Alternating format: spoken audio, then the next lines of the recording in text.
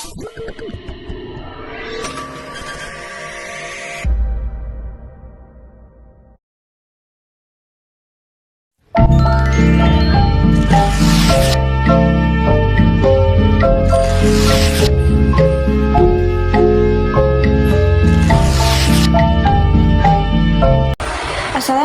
warahmatullahi wabarakatuh.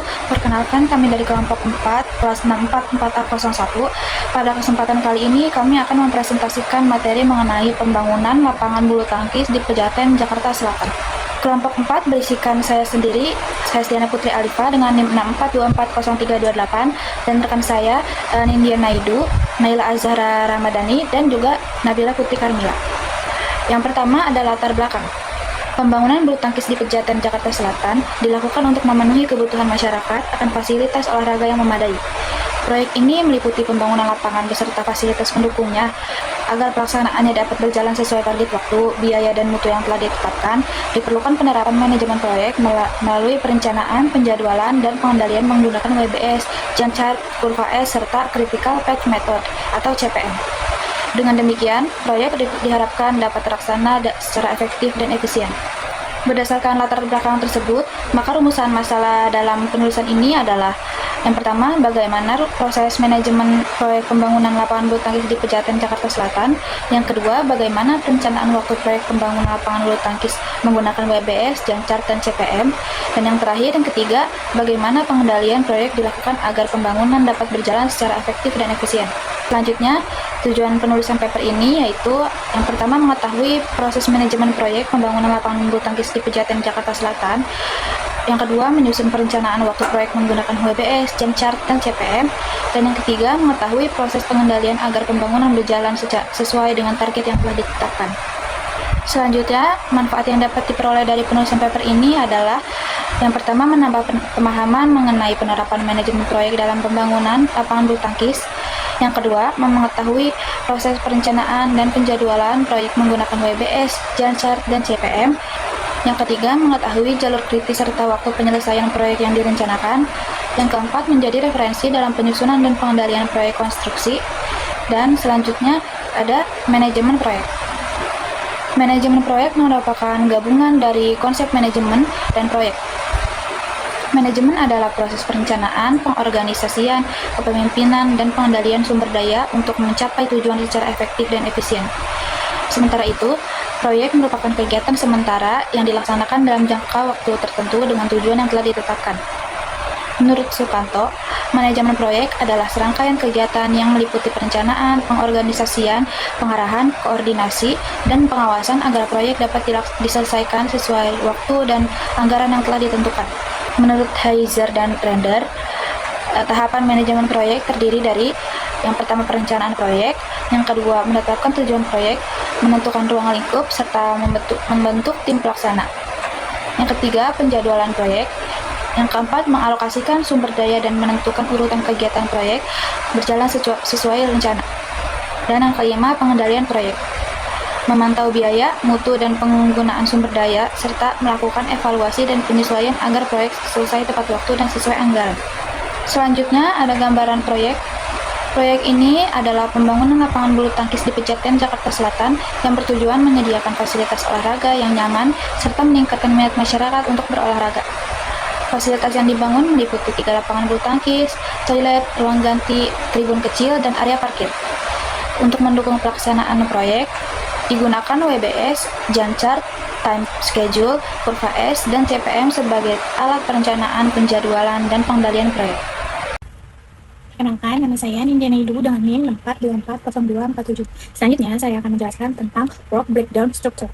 WBS merupakan alat yang digunakan untuk membagi proyek menjadi tugas-tugas yang lebih kecil agar lebih mudah dikelola. Pada proyek pembangunan lapangan bulu tangkis, pekerjaan dibagi menjadi 5 bagian utama, yaitu preparation, foundation, dan struktur, eksternal, internal, dan finishing. Setiap bagian kemudian diuraikan menjadi aktivitas yang lebih rinci, sehingga memudahkan perencanaan, penjadwalan, estimasi biaya, dan pengawasan proyek.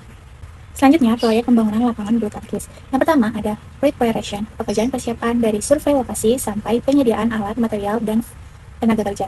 Yang kedua ada foundation atau struktur, pekerjaan lahan dan fondasi, dari pembelajaran lahan sampai pemasangan rangka atap.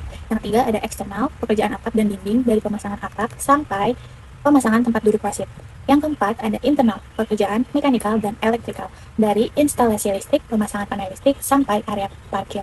Yang kelima ada finishing, pekerjaan finishing dan penutupan, dari pembersihan area proyek, pemeriksaan kualitas bangunan, sampai serah terima proyek. Berdasarkan rincian pekerjaan yang telah diidentifikasi, struktur work breakdown structure atau WBS, proyek pembangunan lapangan bulu tangkis dapat disusun dan ditunjukkan pada gambar di bawah ini. Selanjutnya, Gantt chart merupakan alat penjadwalan yang menandakan aktivitas proyek dan durasi pelaksanaannya dalam bentuk diagram batang. Gantt chart berfungsi sebagai alat perencanaan dan monitoring untuk memastikan proyek berjalan sesuai jadwal. Gambar Gantt chart di sini menunjukkan jadwal pelaksanaan proyek selama 19 minggu. Proyek dibagi menjadi 6 tahapan utama. Tahapan pertama adalah pekerjaan persiapan pada minggu pertama sampai kelima, meliputi survei, penyesuaian desain, dan penyediaan material. Tahap kedua adalah pekerjaan lahan dan fondasi pada minggu ke-6 dan sampai ke-9, yaitu pembersihan lahan serta pembuatan fondasi. Tahap ketiga adalah pekerjaan struktur dan dinding pada minggu ke-10 sampai 13, meliputi pemasangan kolom, rangka atap, dinding, dan plafon. Tahap keempat adalah pekerjaan lantai dan lapangan pada minggu ke-14 sampai 17, termasuk pemasangan lantai, pengecatan garis lapangan, dan pemasangan fasilitas penonton. Tahap kelima adalah instalasi mekanikal, elektrikal, dan fasilitas pendukung pada minggu ke-10 sampai minggu ke-14. Tahap terakhir adalah finishing pada minggu 18 sampai ke-19, berupa pembersihan akhir, pemeriksaan kualitas, pengujian, dan serah terima proyek. Dengan jadwal ini, seluruh pekerjaan ditargetkan selesai dalam waktu 19 minggu. Saya Naila Azara Ramadhani dengan NIM 64240367. Saya akan menjelaskan slide selanjutnya. Dalam penelitian ini, pengendalian proyek dilakukan menggunakan kurva S. Kurva S digunakan untuk memantau perkembangan pekerjaan dari waktu ke waktu. Berdasarkan bobot setiap kegiatan, sebelum menyusun kurva S, terlebih dahulu dihitung bobot masing-masing aktivitas menggunakan rumus yang ditampilkan pada slide, yaitu harga kegiatan dibagi dengan total harga seluruh kegiatan. Lalu kemudian dikalikan 100%. Hasil perhitungan bobot ini nantinya digunakan untuk mengetahui presentase kemajuan proyek pada setiap periode pelaksanaan. Pada tahap pengendalian proyek, kami melakukan pemantauan terhadap kemajuan pekerjaan untuk memastikan proyek berjalan sesuai dengan jadwal yang telah direncanakan. Pada bagian kiri, terdapat time schedule yang menunjukkan urutan aktivitas proyek beserta waktu pelaksanaannya. Dari tabel ini, kita dapat melihat kapan setiap pekerjaan dimulai dan selesai, sehingga memudahkan dalam mengontrol progres pekerjaan. Selanjutnya, pada bagian kanan terdapat kurva S yang digunakan untuk membandingkan antara rencana dan realisasi kemajuan proyek. Kurva ini menunjukkan perkembangan pekerjaan dari waktu ke waktu dalam bentuk persentase kumulatif. Berdasarkan grafik tersebut, terlihat bahwa progres proyek mengalami peningkatan yang cukup signifikan pada pertengahan periode pelaksanaan. Hal ini menunjukkan bahwa sebagian besar pekerjaan utama dilakukan pada fase tersebut. Kemudian, pada akhir proyek, peningkatan progres mulai melandai yang menandakan bahwa pekerjaan telah mendekati tahap penyelesaian. Dengan adanya pengendalian proyek melalui time schedule dan kurva S, tim dapat mengetahui apakah pekerjaan berjalan sesuai rencana, mengalami keterlambatan, atau memerlukan tindakan perbaikan agar target proyek dapat tercapai tepat waktu. Slide ini digunakan metode Critical Path Method atau CPM untuk menentukan jalur krisis proyek, yaitu rangkaian kegiatan yang paling menentukan waktu penyelesaian proyek. Tabel ini menunjukkan setiap aktivitas, hubungan antar kegiatan, serta durasi waktu yang dibutuhkan. Berdasarkan perhitungan CPM, proyek perkiraan dapat diselesaikan dalam waktu 19 minggu. Metode ini membantu mengidentifikasi aktivitas yang harus diselesaikan tepat waktu agar proyek tidak mengalami keterlambatan. Lalu, slide selanjutnya, setelah menyusun jadwal proyek menggunakan metode CPM, langkah berikutnya adalah membuat diagram jaringan dengan metode Activity on a Row atau AOA. Diagram ini digunakan untuk menunjukkan urutan dan keterkaitan setiap aktivitas dalam proyek pembangunan lapangan bulu tangkis. Melalui diagram ini, kita dapat mengidentifikasi jalur krisis, yaitu rangkaian aktivitas yang memiliki durasi terpanjang dan sangat menentukan waktu penyelesaian proyek. Jika terjadi keterlambatan pada aktivitas di jalur krisis, maka penyelesaian proyek secara keseluruhan juga akan mengalami keterlambatan.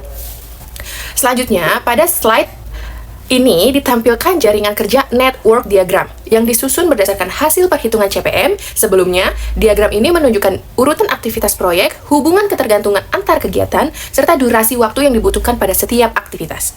Melalui diagram ini dapat diketahui jalur krisis, yaitu rangkaian aktivitas yang tidak boleh mengalami keterlambatan karena akan mempengaruhi waktu penyelesaian proyek secara keseluruhan. Oleh karena itu, diagram jaringan kerja membantu dalam perencanaan, pengawasan, dan pengendalian proyek agar dapat selesai sesuai target waktu yang telah ditetapkan. Assalamualaikum warahmatullahi wabarakatuh. Perkenalkan, nama saya Nabila Putri Carmila dengan NIM 64240394. Selanjutnya, setelah durasi setiap aktivitas dimasukkan ke dalam diagram jaringan kerja, langkah berikutnya adalah melakukan perhitungan forward pass. Pada tahap ini, perlu menambahkan dua kotak variabel pada setiap node. Kotak bagian atas digunakan untuk menunjukkan waktu paling awal suatu aktivitas dapat dicapai. Perhitungannya dilakukan dari kiri ke kanan, dengan menjumlahkan nilai not sebelumnya dengan durasi aktivitas. Nilai awal pada not 1 adalah 0, sehingga pada not 2 diperoleh nilai 1 dari perhitungan 0 ditambah aktivitas A yaitu 1, menghasilkan 1. Selanjutnya, setelah nilai pada kotak atas diperoleh, dilakukan perhitungan backward pass untuk mengisi kotak bagian bawah. Perhitungan ini dilakukan dari kanan ke kiri dengan mengurangi nilai not berikutnya dengan durasi aktivitas. Pada not akhir, yaitu not 16, nilai kotak bawahnya adalah 19, merupakan akhir proyek. Sebagai contoh, nilai pada not 15 adalah 18 yang diperoleh dari pengurangan 19 dengan durasi aktivitas O yaitu 1, 19 dikurang 1 menghasilkan 18. Selanjutnya, pada not 13 diperoleh 18 karena not tersebut terhubung dengan garis putus-putus yang disebut dummy activity, yaitu hubungan semu yang tidak memiliki durasi maupun biaya sehingga dikatakan 0.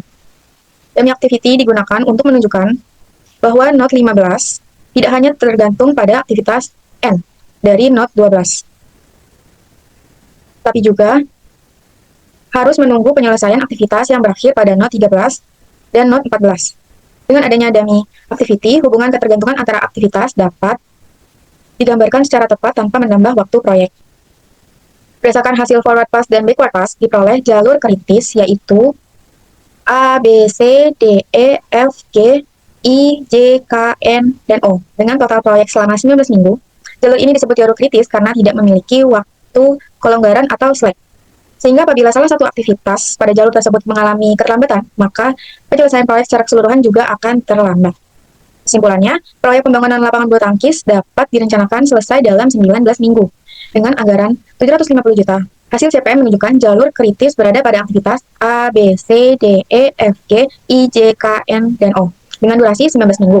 Oleh karena itu, aktivitas pada jalur kritis harus menjadi fokus pengawasan karena tidak memiliki kelonggaran waktu. Ada saran.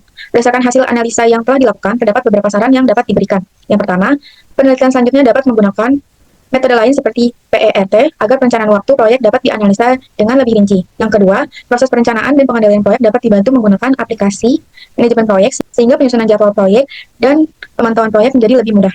Yang ketiga, data yang digunakan sebaiknya dibuat lebih detail agar analisa waktu biaya dan pengendalian proyek dapat dilakukan secara lebih komprehensif dan menghasilkan perencanaan yang lebih akurat. Sekian dari kelompok kami, mohon maaf jika ada salah kata. Wassalamualaikum warahmatullahi wabarakatuh.